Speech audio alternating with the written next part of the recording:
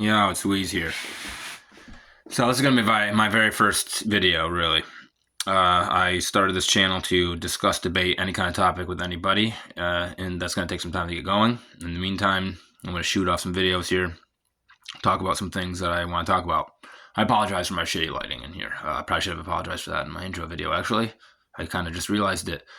But I'm getting used to this whole thing, and so I appreciate any feedback in that regard, and maybe things will change.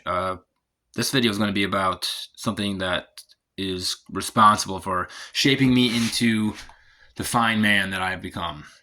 It's in a lot of ways, without being too hyperbolic, it truly is responsible for a lot of the morals probably that I hold.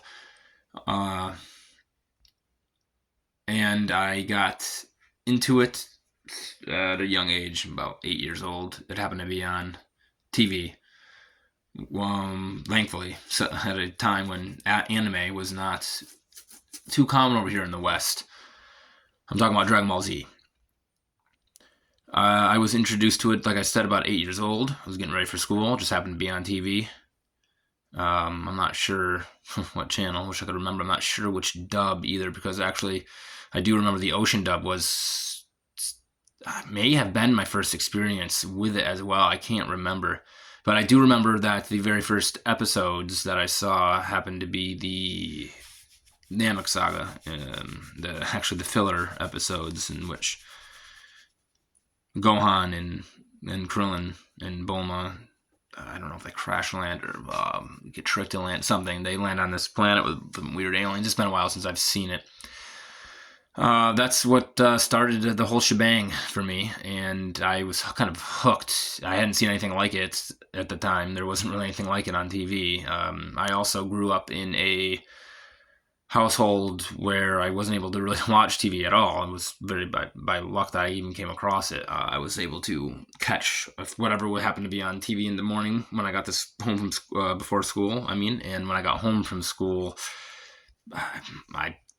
not until I got into my teens, my tweens, really, did I ever watch after school. It was play outside or read, or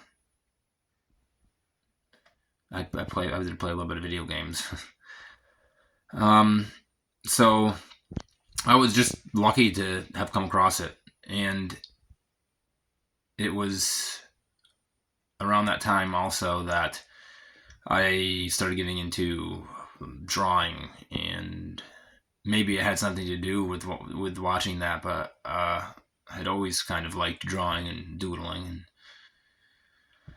and that maybe that art style. In either case, it's related. My love for art and Dragon Ball are obviously related, as I'm sure they are for a lot of people, and so I was hooked on it from that moment onward. And as I said, it wasn't too popular in the West in those times. I don't remember anybody at school that liked Dragon Ball Z or Pokemon, really, for that matter. Pokemon started getting very popular, obviously, later on. So Dragon Ball Z is really special to me, and when I heard about Battle of Gods and Dragon Ball Super, I got excited.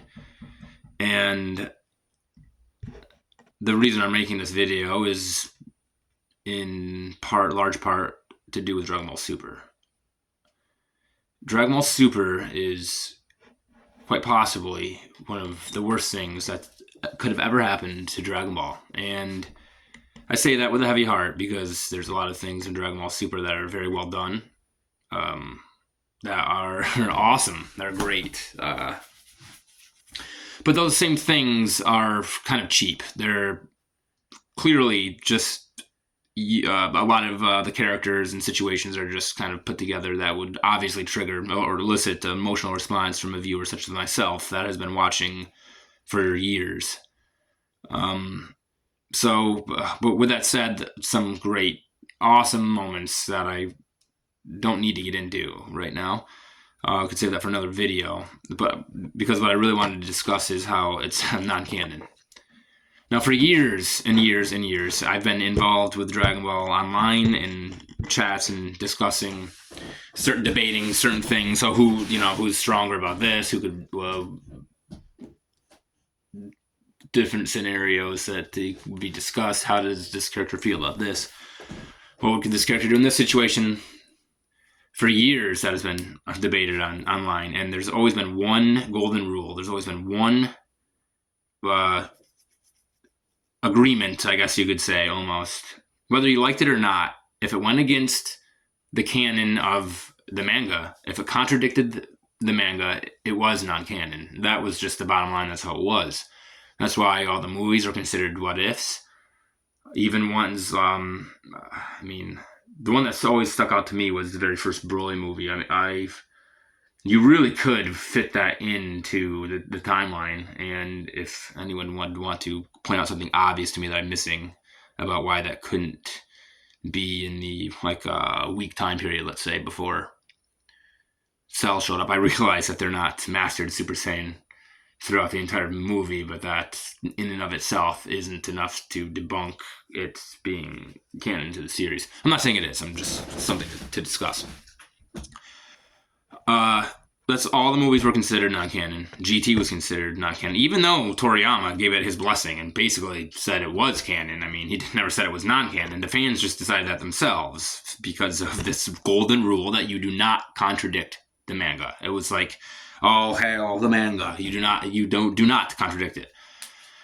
Now there's a new golden rule, I guess, and that's Akira Toriyama's the end-all, be-all. What he says goes. And I have some problems with that logic when it comes to art and a story and how you maintain a story, how you give it credibility, how you give it substance, how you make it its own thing, how you truly make it art. And if it is truly art, the creator has to kind of relinquish control over it. He has rules that he has inherently layered in here. And with something with Dragon Ball, it's been done. There's rules that have been set in stone for almost as long as I've been alive, for 30 plus years. And then Super comes along and says, you know what? Actually, we want to tell a new story, and never mind any of that other stuff that happened, and you're going to enjoy it, and that's it. And people were like, yeah, okay, sure. And I am just really confused by that, because it has always been the case that if you contradict the manga, we can enjoy it maybe for what it is. That's what I would love to do with Super, just enjoy it for what it is, a fun what if. But I've just seen that there's a new fan base, they're probably young children that have that's how they got introduced to us with Super, and it makes me sad. Honestly, it does.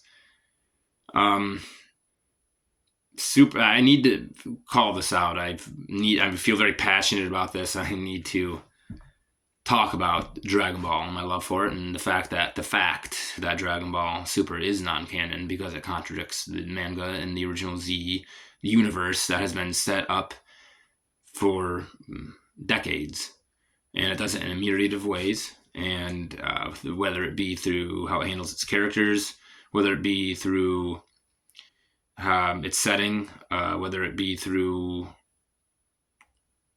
new introduction of new characters that just completely twist and throw a wrench into everything that you thought you knew about Dragon Ball. That would be Whis, and maybe some people are okay with that, and I would be too if it weren't considered canon, because it's not.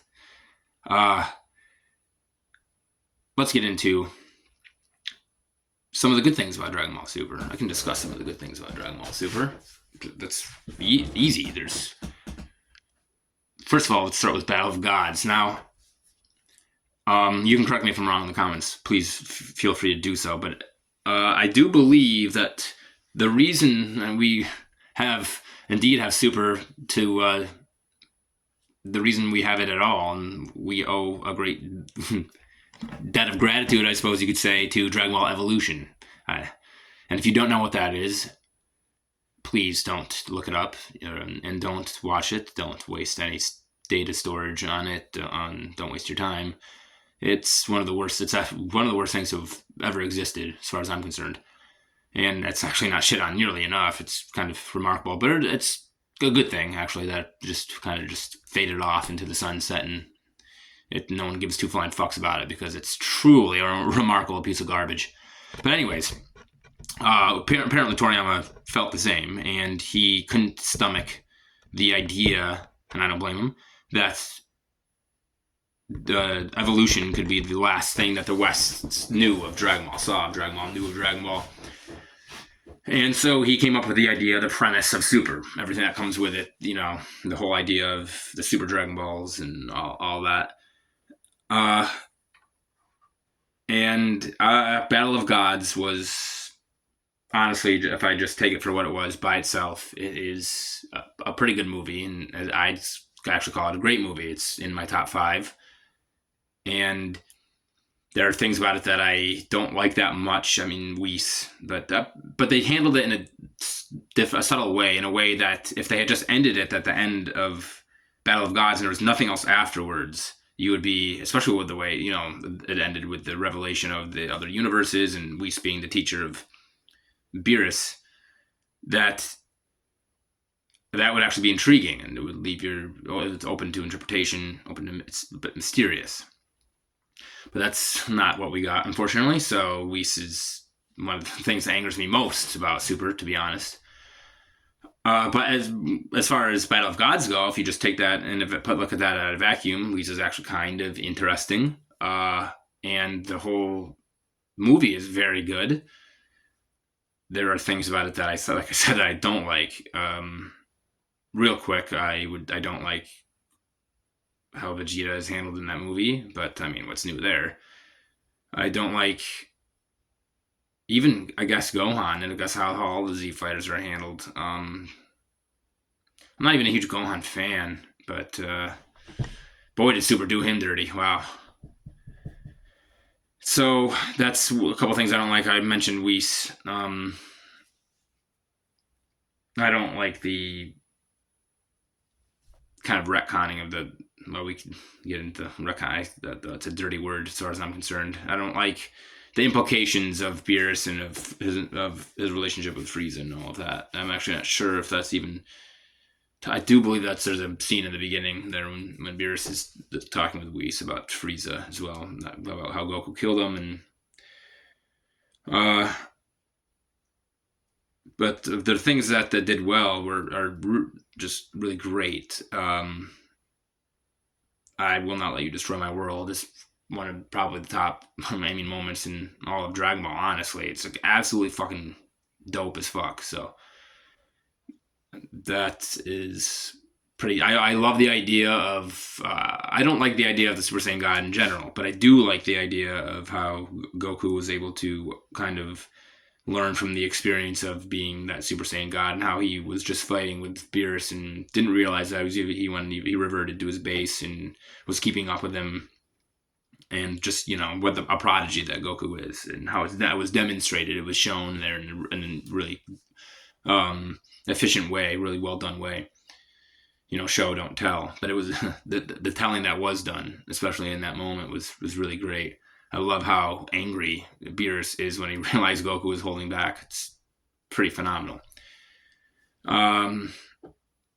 So I'm not blinded. I can see. I have the capacity to see good and bad in Super, but I can't. I needed to talk about the fact that it is non-canon, and I want to debate anybody and anybody. I don't know if I said everybody and anybody or anybody and anybody there, but that's what I want. Everybody and anybody. I would love to discuss this. Love to discuss your favorite moments of Super. What do you think about Battle of Gods? What do you think about the movies that followed? If you care what I think about them, I'd be happy to let you know. I got some time to kill until I get this YouTube thing rolling, so I'll make videos about whatever the fuck I feel like, I guess. All right, take care.